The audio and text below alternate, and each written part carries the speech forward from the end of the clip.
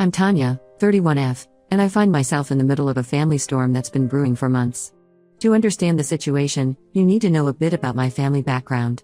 I come from a large, close-knit family with 4 siblings: Lester, 35M, Rachel, 33F, myself, Nancy, 28F, and Zoe, 25F. Our parents, Sarah, 58F, and John, 60M, raised us in a small town where everyone knew everyone else's business. Growing up, I was always the responsible one, often tasked with looking after my younger siblings and cousins during family gatherings and vacations. Our extended family is equally expansive. My mom has 3 sisters and 2 brothers, while my dad has 4 brothers. Family reunions are more like small festivals, with cousins, second cousins, and even third cousins in attendance.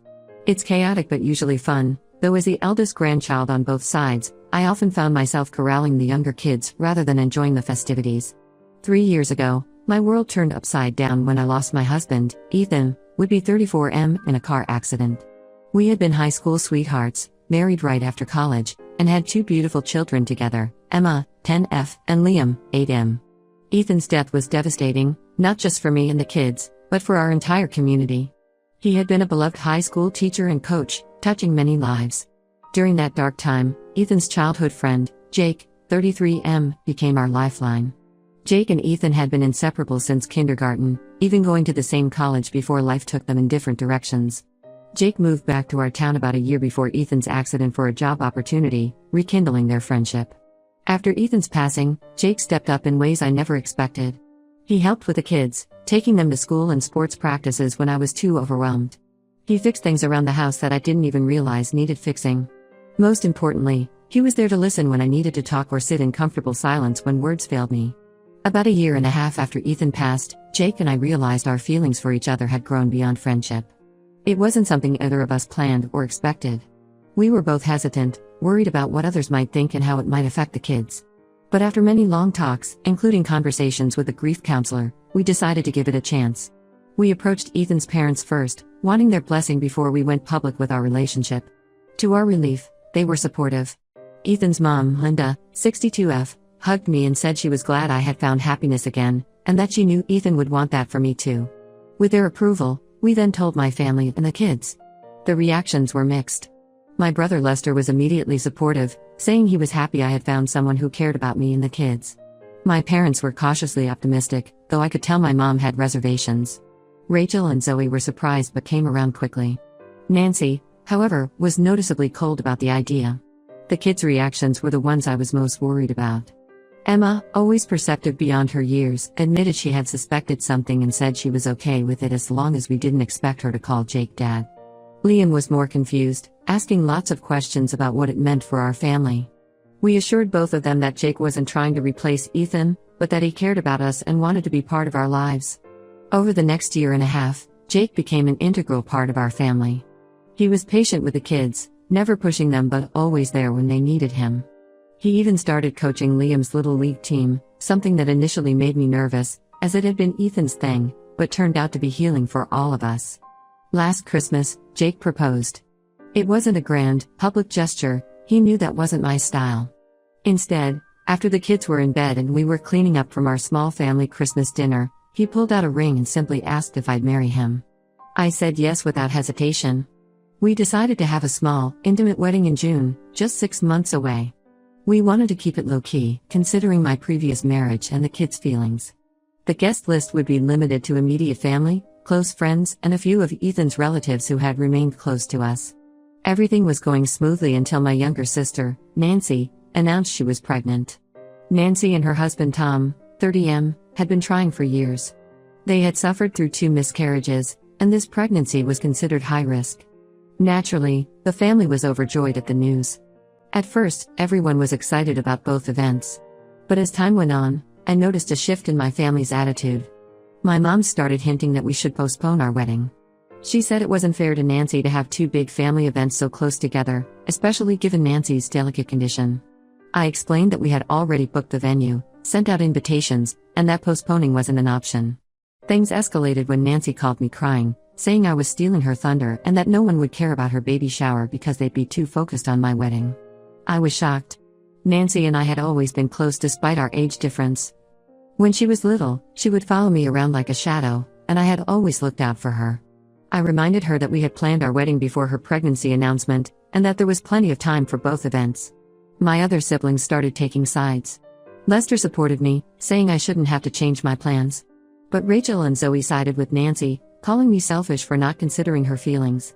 Rachel even brought up the fact that I had already been married once, implying that this wedding wasn't as important. The situation came to a head at our monthly family dinner last week. These dinners had been a tradition in our family for as long as I could remember, started by our grandmother as a way to keep the family close. Usually, they were filled with laughter, good food, and catching up. But this one was different.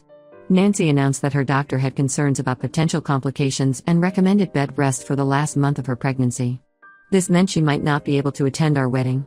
Instead of sympathy, I was met with accusations. My mom suggested we cancel the wedding altogether and just have a courthouse ceremony later. When I refused, she called me heartless and said I cared more about being the center of attention than my sister's health. Jake tried to mediate, suggesting we could live stream the ceremony for Nancy if she couldn't attend. But my family dismissed this idea, saying it wasn't the same. They insisted that if I truly cared about family, I would wait until after the baby was born to get married. I left the dinner in tears, feeling hurt and angry. Jake and I have put so much time, effort, and money into planning this wedding. We chose a date that worked for everyone, including Nancy, before her pregnancy. I feel like I'm being punished for something that's completely out of my control. My dad called me the next day.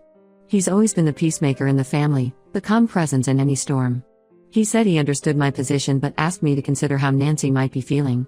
He reminded me of how close Nancy and I used to be, recounting stories of how I used to let her sleep in my room when she had nightmares, or how I taught her to ride a bike. He suggested I talk to her one-on-one to clear the air. But honestly, I'm not sure I want to at this point. I love my sister and I'm thrilled about becoming an aunt. But I don't think it's fair to expect me to put my life on hold. Jake and I have waited patiently, considering my grieving process and the kids' adjustment.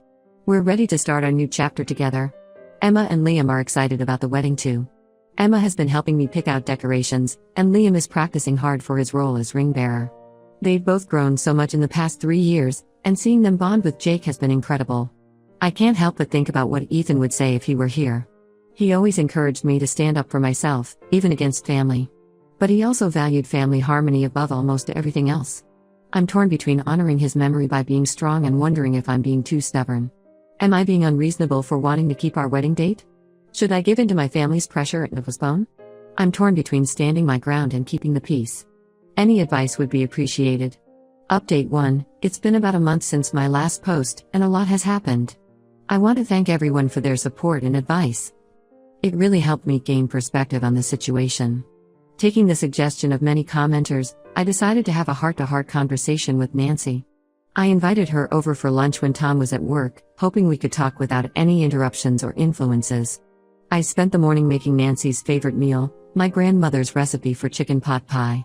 It was something I used to make for her when she was going through tough times in high school, and I hoped it might help break the ice. When Nancy arrived, she looked tired and stressed. The pregnancy was clearly taking a toll on her. We sat down to eat, and at first, the conversation was stilted and awkward. We made small talk about the weather and her pregnancy symptoms, carefully avoiding the elephant in the room. Finally, as we were finishing our meal, I broached the subject of the wedding. At first, Nancy was defensive, but as we talked, she broke down crying. It turns out, she's been dealing with a lot of anxiety about the pregnancy. Her previous attempts to conceive had ended in miscarriages, and she was terrified of losing this baby too. The doctor's warning about potential complications had heightened her fears. But there was more to it than that. Nancy confessed that she felt like she was living in my shadow. She explained that growing up, she always saw me as the perfect older sister, responsible, successful, married with kids. She admitted that part of her reaction to the wedding was rooted in her own insecurities. She told me about how she always felt like she was playing catch-up. When I got my first job at 16, working at the local library, Nancy had begged our parents to let her work too, even though she was only 13. When I got into my dream college, Nancy had cried for days, worried she'd never be able to match up. Even my marriage to Ethan and having kids had made her feel like she was falling behind in life. I was stunned. I had no idea Nancy felt this way.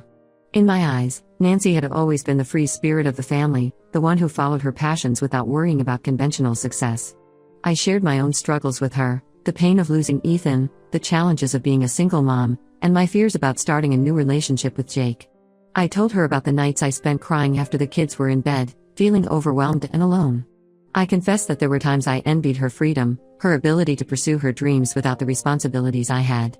We cried together, and for the first time in years, I felt like I truly connected with my sister.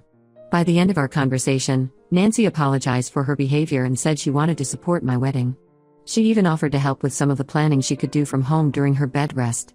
We spent the rest of the afternoon looking through wedding magazines and websites, just like we used to do when we were teenagers dreaming about our future weddings. Encouraged by this breakthrough, I decided to talk to my mom. I invited her over for coffee the next day, after dropping the kids off at school. Mom has always been a force of nature, strong-willed and opinionated. But as she sat at my kitchen table, clutching her mug of coffee, she looked older and more tired than I'd ever seen her.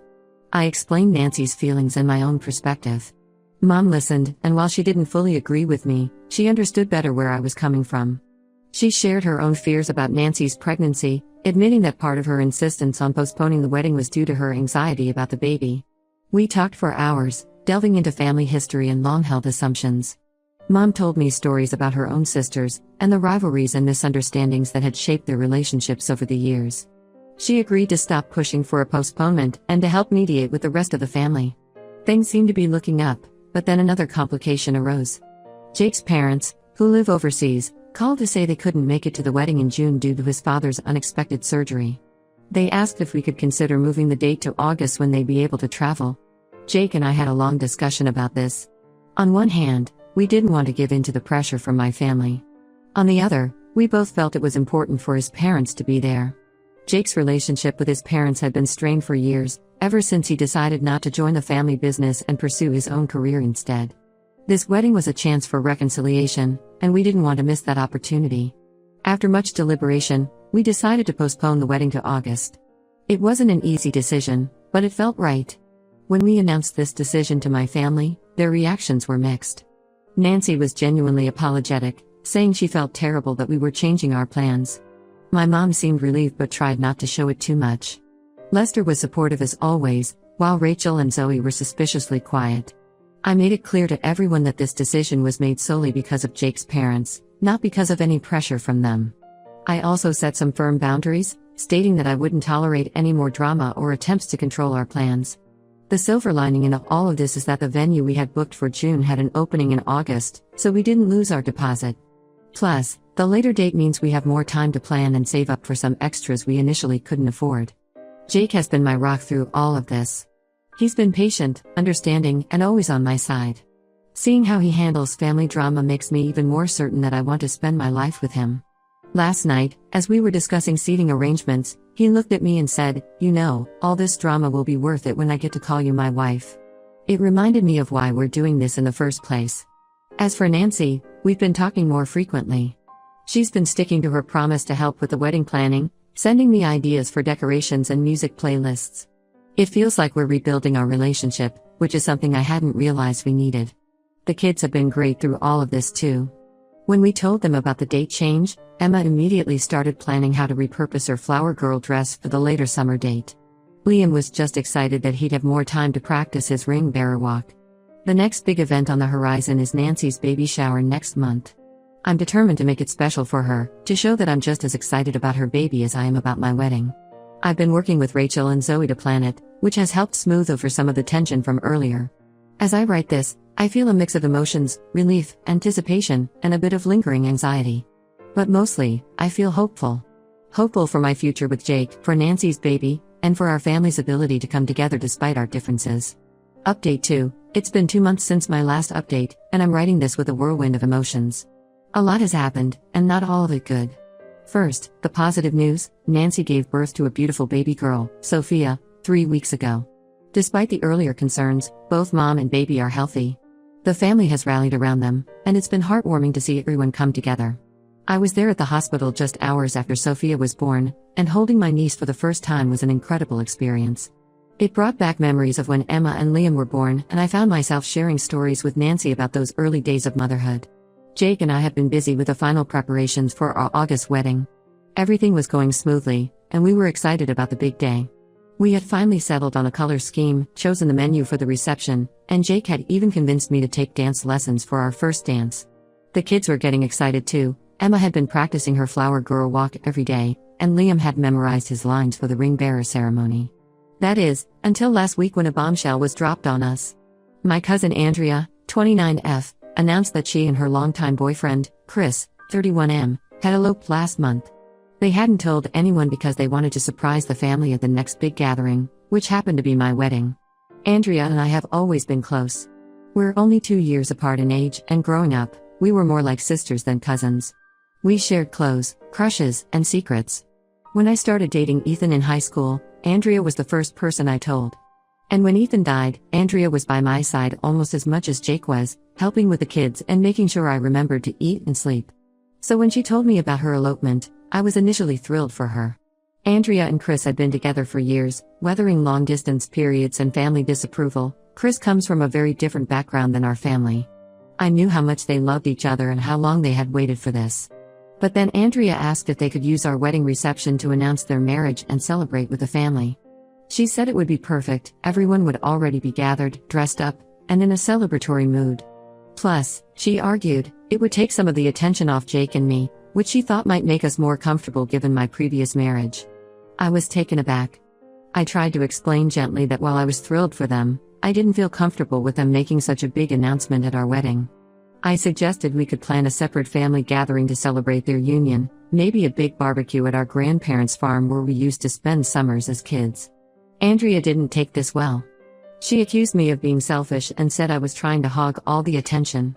She brought up the fact that we had already postponed our wedding once and questioned why we couldn't share the spotlight. She even mentioned that since this was my second wedding, it shouldn't be such a big deal to me.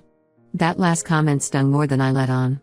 Yes, this was my second wedding, but that didn't make it any less important or meaningful. If anything, it made it more significant because I knew exactly how precious and fragile love and life could be. The situation quickly spiraled out of control. Andrea told other family members about our conversation, painting me as the villain. Some relatives, including my Aunt Linda, 55F, and Uncle Paul, 57M, started pressuring me to let Andrea and Chris make their announcement. They argued that it would be a beautiful moment of family unity and that it would make the day even more special.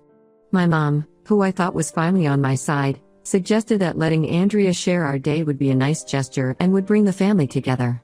She reminded me of all the times Andrea had been there for me, especially after Ethan's death. Even Nancy, who had been supportive lately, said she thought it might be a good idea, though I suspect she was just trying to keep the peace while dealing with a newborn. I was hurt and frustrated. After all the drama with Nancy's pregnancy and the postponement, I thought we were finally going to have our day. Jake was furious. He pointed out that we had already compromised once and that it wasn't fair for the family to keep making demands. He was particularly upset because he felt like the family still saw him as an outsider, not fully understanding or respecting our relationship. The situation came to a head at a family barbecue last weekend. It was supposed to be a casual get-together to celebrate Sophia's birth, but it quickly turned into a heated discussion about the wedding. Andrea confronted me in front of everyone, accusing me of being a bridezilla and trying to overshadow her happiness. She brought up childhood promises we'd made about being in each other's weddings and sharing our special moments. I lost my cool and told her that if she wanted a big wedding celebration, she shouldn't have eloped. I reminded her that she had chosen to keep her marriage a secret and that it wasn't fair to hijack our wedding for her reveal. The words came out harsher than I intended, and the hurt look on Andrea's face made me immediately regret my outburst. The barbecue ended in chaos, with family members taking sides and arguing. Jake and I left early, both of us upset and overwhelmed. On the drive home, we sat in silence, the weight of the situation hanging heavy between us. The kids, picking up on the tension, were unusually quiet in the backseat. Now, with just 3 weeks to go until our wedding, I'm at a loss. Part of me wants to stand my ground and have the wedding we've planned and dreamed of. We've put so much thought into every detail, from the personalized vows we've written to the special dance Jake has been practicing with Emma. It feels wrong to have to share that intimate moment with another couple's announcement. Another part of me is so tired of the family drama that I'm tempted to cancel everything and elope ourselves. Jake and I have talked about it, just taking the kids and going somewhere beautiful and quiet to exchange our vows without all the fuss and family complications.